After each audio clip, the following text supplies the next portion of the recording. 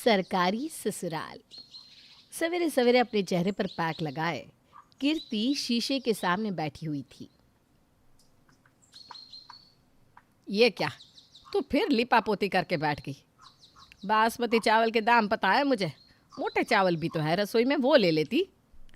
तो वो मुझे कैसे पता होगा मम्मी, अब तो लगा लिया ना। ये रील्स देख देख कर न जाने रोज़ तो क्या क्या करती रहती है। कभी चावल भिगो देती है तो कभी दाल, पर उससे खाना नहीं बना सकती। अपने चेहरे पर लगा कर बैठ जाती है। अरे मुल्तानी मिट्टी भी तो आती है 10 रुपए की इतनी सारी, उसे ही लगा लिया होता। अरे मम्मी, मतलब स्किन केयर भी ना करे क्या आदमी। और अभी मैंने पैक लगाया है, मुझे कुछ मत बोलो वरना फेस पर झुर्रियाँ आ जाएगी। जितना मन लगाकर तू ये सब करती है ना, उतना ही मन लगाकर अगर तूने पढ़ाई की होती तो आज पूरा कॉलेज टॉप करके बैठी होती। कॉलेज टॉप करके क्या करना है मम्मी? नौकरी करनी है, पैसे कमाने हैं। नहीं ना, वो तो मेरे पास ऐसे ही आ जाएंगी। अपना फेस पैक लगाकर कीर्ति आराम से 2 घंटे मैगज़ीन पढ़कर नए नए फैशन के आइडिया लेती है। फिर नहा धोकर तैयार होकर हॉल में आती है और उसी वक्त घर पर आती है मोहल्ले की विमला। अरे पुष्पा, कहाँ है तू? आंटी जी, मम्मी घर पर ही है, अभी बुलाती हूँ। लीजिए, मम्मी भी आ गई। अरे पुष्पा, तेरी बेटी का चेहरा तो जगमग करता है और बाल तो इसके कमर तक है।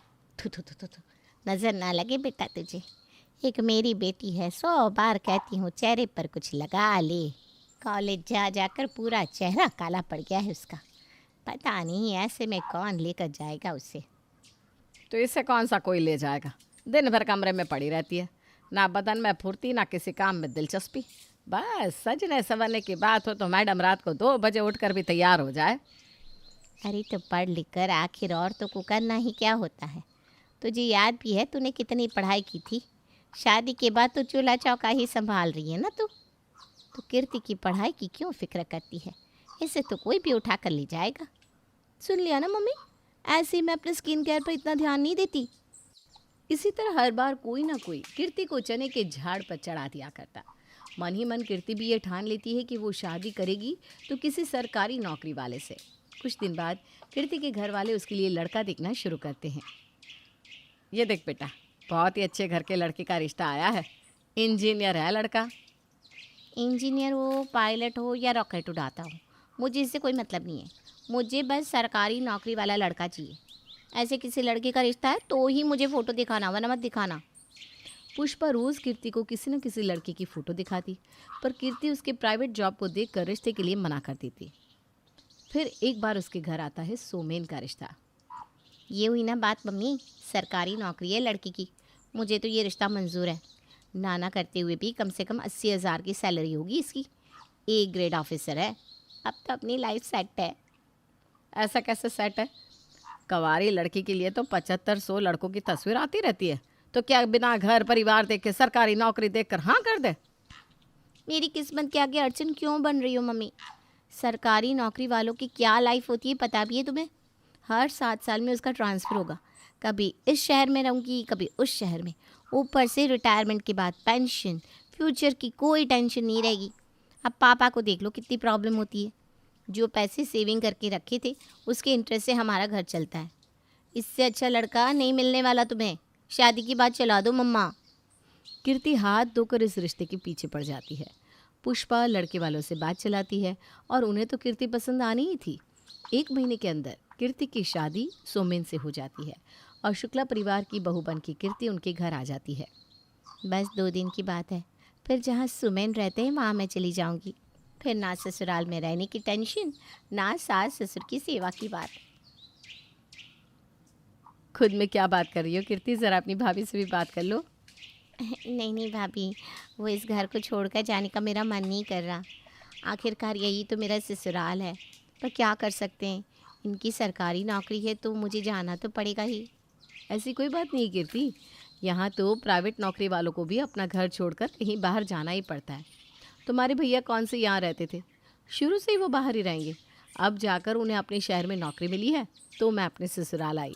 चल, अब ये सारी बातें बाद में करेंगे, पहले तू अपनी पहली रसोई की तैयारी कर ले, वरना मम्मी जी नाराज़ हो जाएंगी ना। पर भाभी, मुझे तो चाय के अलावा कुछ भी बनाना नहीं आता। मतलब वो रोके कि वक्त का खाना तुमने नहीं बनाया था? चलो कोई बात नहीं, तुम सब्जियां काटो, खाना मैं बना लेती हूँ। और नई बहू की पहली रसोई में उसके बदले खाना उसकी जिठानी बनाती है। बने बनाए खाने को बाहर ले जाकर कीर्ति सभी को परोस देती है। खाना कैसा लगा मम्मी जी? खाना तो बहुत अच्छा बनाया है बहू तूने। मैं तो हैरान हूँ, बिल्कुल जैसा सबको पसंद है वैसा ही स्वाद है खाने का। ऐसे कैसे तूने इतना सही अंदाज़ा लगा लिया बेटा? वो क्या है ना मम्मी जी, मैंने कीर्ति को बता दिया था कि घर में किसे क्या और कितना पसंद है। बहुत अच्छा किया बड़ी बहू तूने कि कीर्ति को साफ समझा दिया। अब हमें दिक्कत नहीं होगी। अब आपको दिक्कत कैसे नहीं होगी? मैं कुछ समझी नहीं मम्मी जी। मैं तो यहाँ बस 2 दिन के लिए हूँ ना। एक गवर्नमेंट एम्प्लॉय की बीवी हो तुम कीर्ति, इतनी तो रीजनिंग लगाया करो। मम्मी ये कह रही है कि वो हमारे साथ पटना आएंगी। तो फिर पापा जी? अच्छा, पापा जी को भाभी संभालेंगी। हाँ, कुछ दिन तो मैनेज कर ही लेंगे पापा जी मम्मी जी के बिना। इसी बहाने मम्मी जी पटना घूम भी लेंगी। थोड़ी तो अकल लगा ले बेटा, तेरे ससुर जी की कल ही रिटायरमेंट हो गई है, तो वो अपने पोस्ट रिटायरमेंट के दिन अपने छोटे बेटे के साथ गुजारने वाले हैं। ये सुनते ही कीर्ति की हवाई उड़ जाती है। कहाँ वो अपने पति के साथ अकेले रहने के सपने देख रही थी, और कहाँ अब उसकी सास उसके साथ नए शहर में आने वाली थी। हे भगवान, बस यही बाकी था क्या? मेरी लाइफ में कोई प्राइवेसी नहीं रहेगी। मम्मी जी सामने रहेंगी तो मैं जीन्स भी नहीं पहन पाऊंगी। वही साड़ी, वही सर पर घूंघट, सास ससुर पति सबका खाना बनाना, और मुझे मुझे तो खाना बनाना आता ही नहीं। 2 दिन बाद ही सोमेन को अपनी ड्यूटी ज्वाइन करनी थी, इसलिए दिल्ली छोड़कर कीर्ति को अपने पति के साथ पटना निकलना पड़ता है। पटना पहुंचने के दूसरे ही दिन सुबह 5 बजे जब कीर्ति आराम से हाथ पैर फैलाकर अपने कमरे में सो रही थी, सोमेन उसे जगाते हुए कहता है, अरे अब उठ भी जाओ कीर्ति, कितनी देर सोगी? ज़्यादा सोना is not good for health. चलो मैं वॉक पर जा रहा हूँ। क्या? वॉक पर? मतलब अच्छा वॉक पर। हाँ हाँ, मैं वॉक छत पर कर लूँगी। पापा मम्मी को अकेले छोड़कर ऐसे वॉक पर जाना ठीक नहीं लगता ना। मेरे पापा रिटायर्ड ऑफिसर है, उन्हें तो हमेशा से ही 4 बजे उठकर जॉगिंग करने की आदत है। पापा मम्मी बाहर रेडी बैठे हैं, तुम्हारा इंतज़ार हो रहा है। जल्दी से जॉगिंग सूट पहन लो और फटाफट बाहर आ जाओ। कीर्ति को ना चाहते हुए भी तैयार होकर सुमन के साथ वॉक पर निकलना पड़ता है। 1 घंटे के बाद, 4 किलोमीटर की रनिंग के बाद कीर्ति पूरी तरह थक चुकी थी। जैसे ही वो घर लौटकर सोफे पर बैठती है, जा बहू अपने पापा जी के लिए उबले हुए चने खीरा ककड़ी मिलाकर ले आ, और ऊपर से चाट मसाला डालना मत भूलना। और आप चाय नहीं पियेंगी क्या? बहू एक काम करो, साथ में चाय भी चढ़ा लेना। मैं भी नहाने जा रहा हूँ, 8 बजे आज रिपोर्ट करना है मुझे। मेरे लिए पराठे बना देना कीर्ति, और साथ में आलू प्याज की सब्जी। शादी में वैसे भी इतना तेल मसाला खाकर मेरा तो पाचन तंत्र ही गड़बड़ा गया है।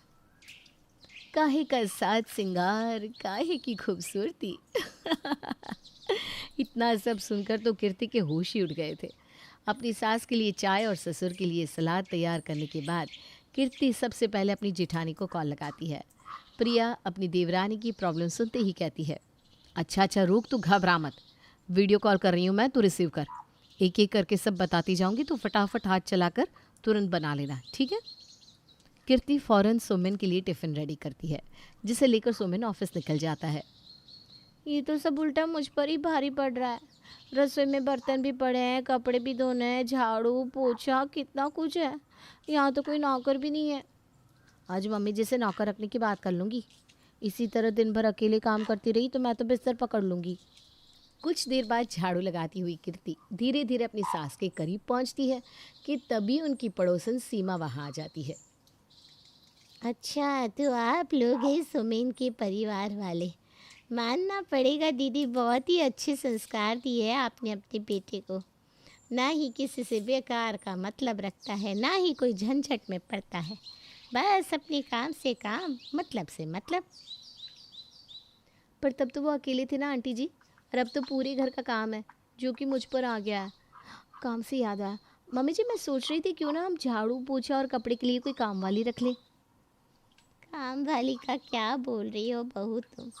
हमारे इलाके में तो किसी के घर काम वाली मिलेगी ही नहीं। ऊपर से तुम लोग हो ही कितने। उंगलियों पर गिन लो इतने। इतने कम लोग, मेरे घर पर तो ना 25 लोग हैं और 2 बहू हैं। 25 लोगों का खाना भी बना लेती है और सारा काम कर लेती है। अरे वक्त ही कितना लगता है।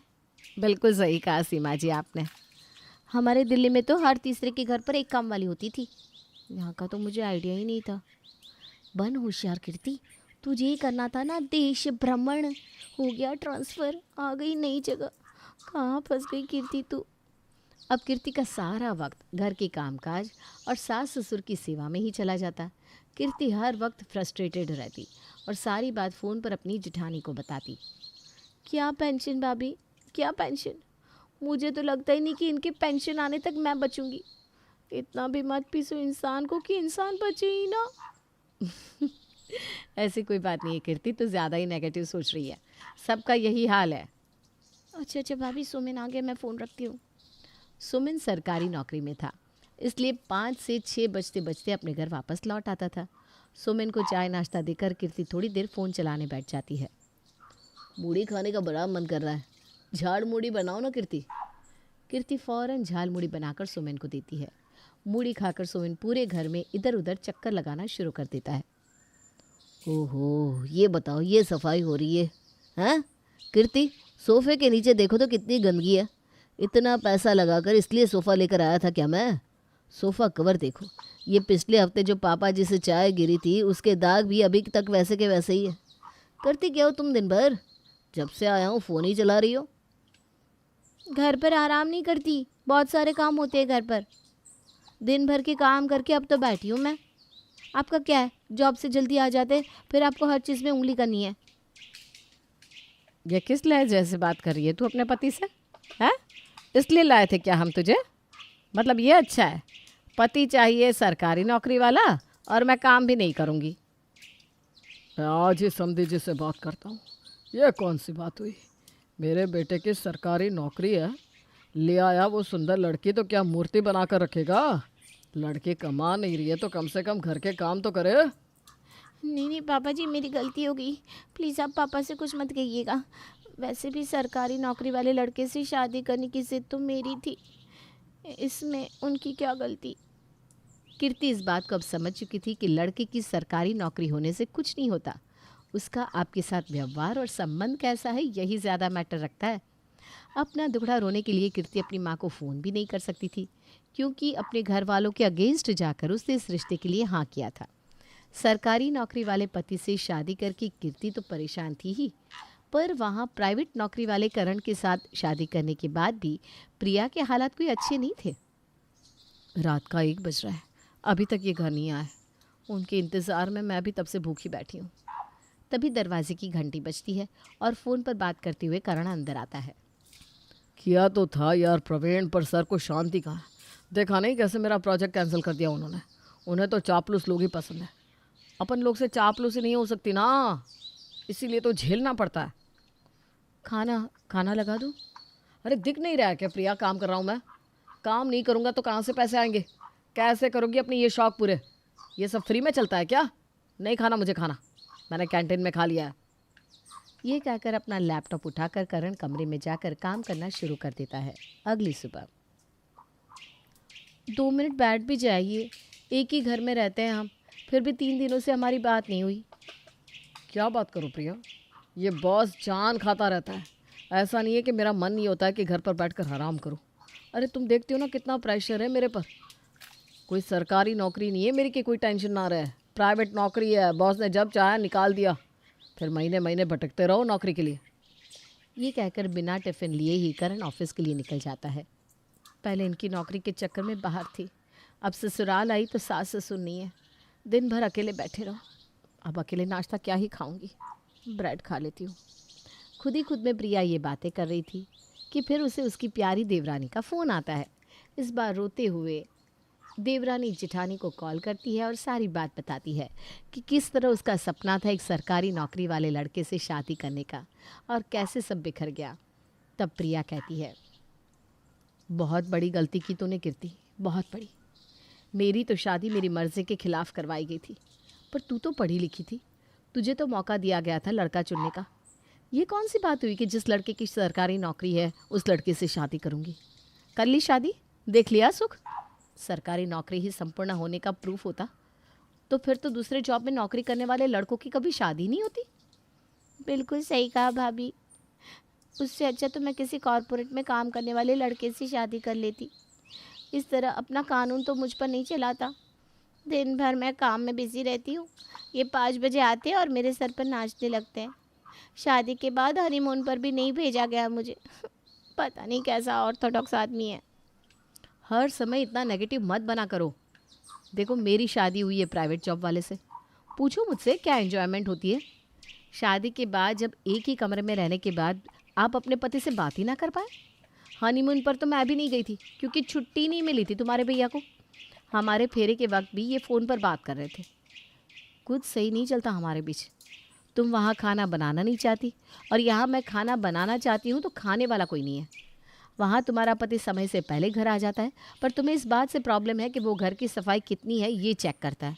और यहाँ मैं घर साफ़ करती हूँ तो घर साफ़ है या गंदा इससे किसी को कोई मतलब ही नहीं है क्योंकि घर पर कोई होता ही नहीं है। ये नौकरी वोकरी से ना कुछ नहीं होता। नौकरी पैसे देखकर तो शादी कभी नहीं करनी चाहिए। शादी इंसान से होती है जो तुम्हें खुश रखे। शादी करनी है तो ऐसे इंसान से करो जो तुम्हें बहुत प्यार करे। कम पैसे में भी ज़िंदगी चलती है पर कम प्यार से नहीं चल सकती। प्रिया की बात कीर्ति समझ जाती है और इसे इस बात का बहुत अफसोस होता है कि उसने अपने माँ बाप की ना सुनकर लड़के के बारे में जांच पड़ताल तक नहीं की। अगर जांच पड़ताल हुई होती तो उसे पता चलता कि सोमेन कैसा लड़का है, उसके साथ कीर्ति की नभेगी या नहीं।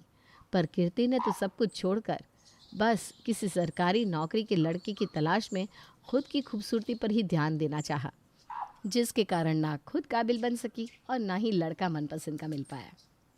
अब क्या करे भाभी?